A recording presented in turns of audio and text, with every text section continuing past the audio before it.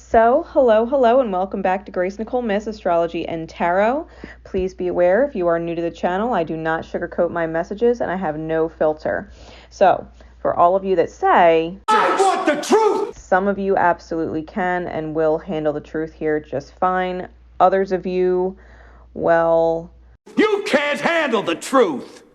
At least not yet, and that's okay. I trust when you're ready, you'll find yourself back here liking my videos as a subscriber in divine time. For those of you who are self-aware enough to stay and listen, drop a like and hit the subscribe button if you haven't already. With that said, always take readings how they resonate with you. If you are confused about the message of a reading, I always recommend coming back in about 2 weeks' time and seeing it with different eyes. Most of the time, if you're confused about a reading, you're trying to connect it with a scenario that it's not actually pertaining to. So no matter how tempting it is to listen to this and try and connect the dots to someone else in your experience, understand they're in your experience because of something you are learning through witnessing them to begin with as a divine mirror. So no matter how tempting it is to connect it to someone else, know that I am always reading it to help you better understand yourself and your own healing. Also know, if you look at the image, it represents the 12 houses of your birth chart. Okay, so we all have all of them. If I note certain astrological signs or planets, it's either because that is what is specifically healing in your chart right now or is being recognized in the reading as the area that is healing, or it is being aspected by the different things going on in the current cosmos that's bringing it up. So just because I say a certain sign and it's not your sign does not mean it's someone else. It's most likely a certain area in your chart that's being acknowledged, or it's a certain aspect going on in the current cosmos that is reflecting on the different healings going on in your own chart. Now I'm ready if you're ready. So let's begin.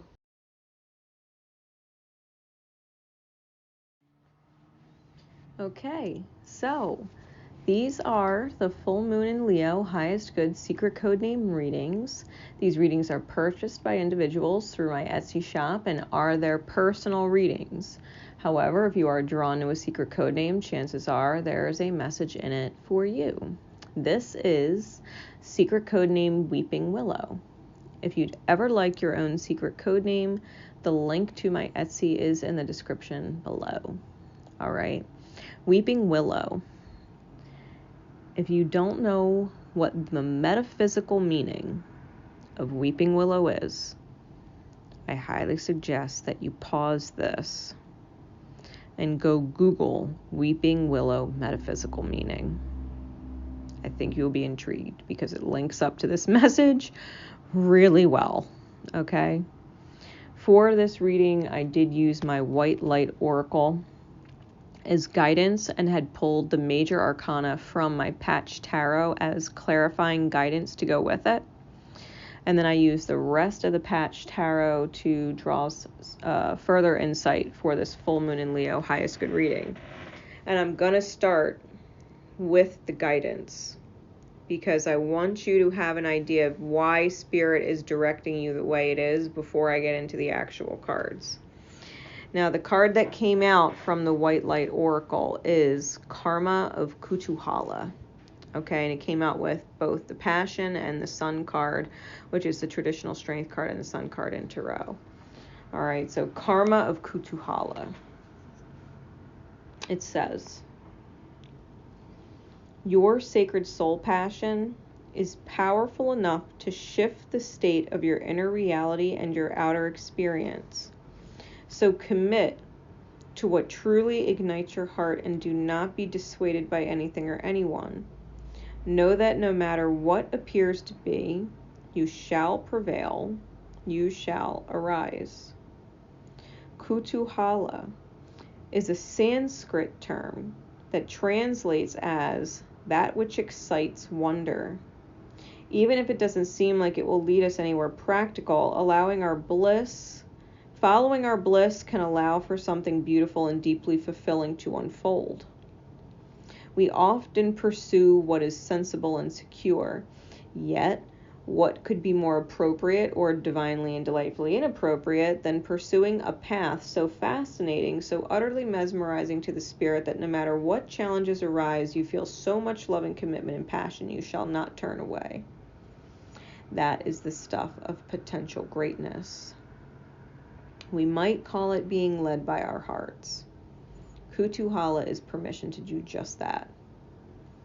The shadow side or unconscious pursuit doesn't involve the heart, but rather the restless mind, which acts from fear and avoidance rather than using passionate devotion as its foundation. The commitment that emerges out of true Kutuhala is not about clipping one's wings, but about growing them and learning how to fly skillfully. Without commitment, one takes a leap, tries to fly, fails, and rather than going through the process again and again until there is understanding that leads to mastery, one tries innumerable other things, never giving any a chance to settle and evolve. There is inherent wisdom in Kutuhala. Allow yourself to stumble, to not know, to become the holy mess that precedes sacred rebirth. Don't allow the ego to tell you that the struggle must be a sign a path isn't right for you, and thus drag you away in search of a substitute paradise. We often think of karma as negative, but positive karma is our connection to guiding grace, a soul's delight that empowers us to live with joy and rapture. We can cultivate positive karma in the way we live our life, from the heart, with forgiveness, a sense of worth, and gentleness in our hearts. Small steps can lead to great accomplishments when we stick to a path. Be patient in your passion, and you shall go far. This oracle encourages you to recognize that, in its own inimitable way, spirit is practical. It just tends to go via the deliriously astonishing and deeply healing route. Trust what you love and let your heart lead you. You and your life shall become luminous, sanctified in the grace of alchemical transformation. An unexpected and miraculous arising is at hand. May all beings be guided lovingly to fulfill their highest divine destiny. This is Kutuhala, okay? We've done beautiful things in this life. Sometimes countless beautiful things, and they seemingly went unnoticed or served no purpose. But Kutuhala, the karma of Kutuhala, is a reminder that they did not go unnoticed. In fact, Spirit's been counting every one. And we must allow ourselves the ability to receive the karma. The bird on the card is like a phoenix, rising from the flames and into the light. Coming with the strength card and the sun card, it talks about strength through illumination over the weakness of narcissism. You may have had a long-standing relationship with someone who is truly narcissistic, and it's damning and damaging to the soul. It puts fear inside of our hearts that we can never find or trust someone not to hurt us. And in that regard, when the right person does show up, well, we tend to be, unfortunately, narcissistic. Because we don't let love in, because we're wounded, and we take on the same wounds that our narcissist had. You have to allow yourself the ability to heal and receive the good karma that is meant for you, especially for loving such a soul that would not reciprocate it. You have an incredible amount of good karma to tap into. And Spirit knows. It went unnoticed by the person you were with prior, the narcissist you were with prior, but it didn't go unnoticed. But you do have to be in alignment to receive the karma of Kutuhala. Have to let your heart guide you and remind you that it's okay, even though the egoic mind is terrified. You still have to be able to trust your intuition, despite memory of experience. The train's about to come. It's your divine confirmation.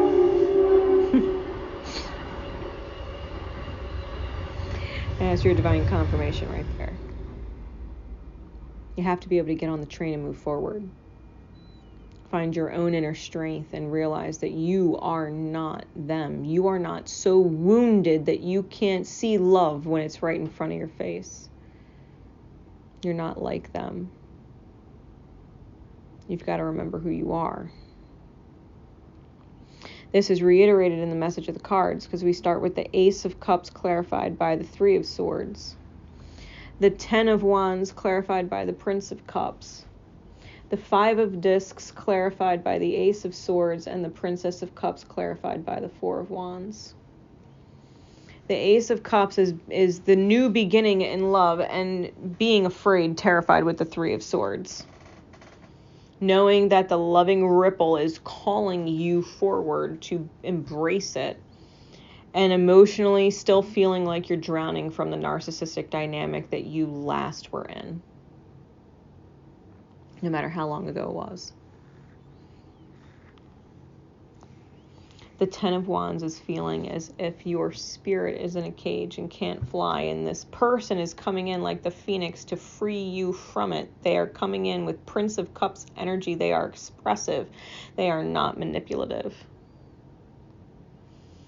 They are not unsure and indecisive. You may be, but they're not. Matter of fact, they're coming in with a fucking eagle and a phoenix. You know what I mean? Like, these are the two birds. You probably have a lot of bird medicine showing up as synchronicities for you between Kutuhala and the different animals on these cards.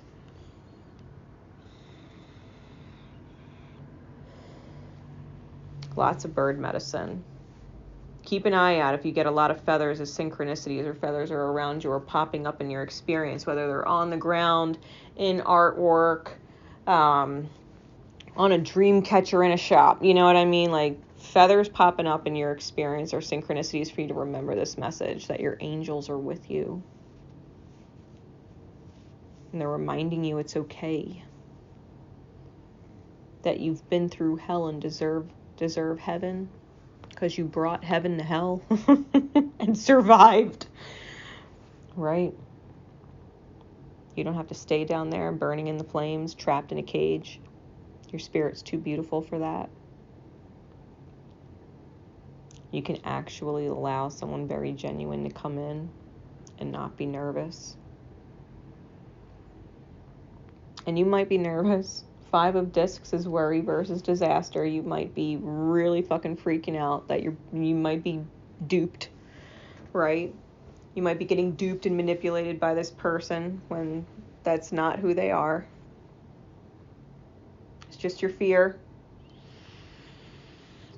And you will realize the truth, right? With the Ace of Swords, you will realize the truth. And when you do, we've got the Princess of Cups and the Four of Wands. This is a very dreamy state of being. Like, not a care in the world. Nothing else matters. Four of Wands is a true divine mirror, a stability within the self, that you can walk through the door of the light and return what is essentially to the kingdom of heaven here on earth. That you would have an experience of what it's like, not just to experience hell on earth, but to experience heaven on earth. If you see that Four of Wands card, character is literally walking through a gate to light, and all of the soul family or angels, whatever you want to call it, in heaven as they are on earth, are cheering for you, and they're so fucking happy for you because you got what you deserve. You don't deserve to be broken.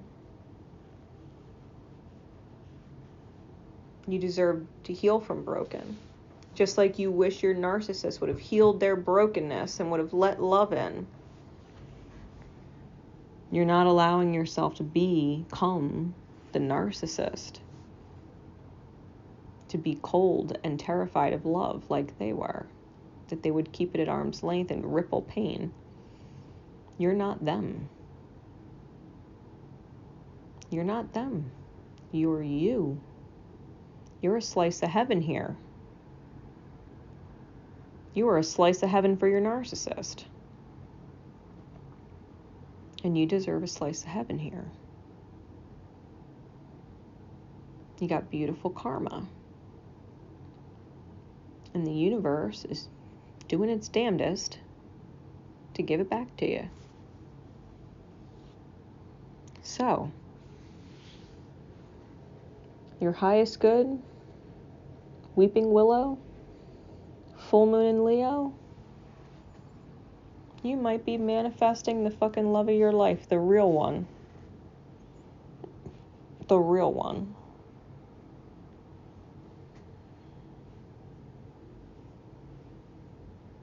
So congrats on that. You deserve it. You deserve it. Let your heart be open and beautiful as it was. Because whoever is coming in is looking at you the same way you were looking at them. And if you didn't deserve to be hurt by a narcissist, I guarantee you the person coming in for you doesn't deserve to be hurt by one either. You can save each other from ever experiencing shit like that hell on earth shit again. You don't need to be afraid. You don't need to worry. You just bring your best self forward. And you know who your best self is. You've seen it. You've given it before. So bring your best self forward. Something beautiful is coming in for you.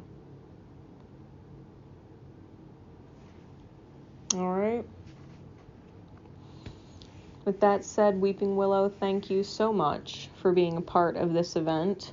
You can always hit me up in PM. Let me know how it resonates. Know that all reviews left in my shop are greatly appreciated on Etsy. My love and support are with you always. Remember, love each other, but most importantly, love yourself.